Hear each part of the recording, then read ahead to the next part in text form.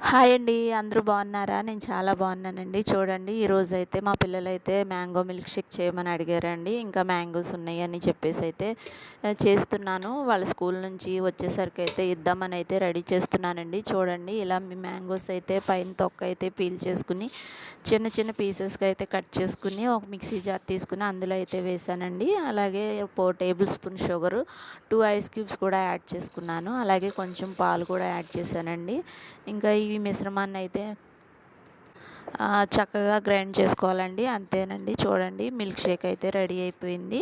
దీన్నైతే ఒక గ్లాస్‌లోకి అయితే సర్వ్ చేసుకుంటున్నాను చూడండి. పైన ఇలా మ్యాంగో ముక్కలు కూడా పెట్టుకుని పైన గార్నిష్ చేసుకుంటే మ్యాంగో మిల్క్ షేక్ అయితే రెడీ అండి.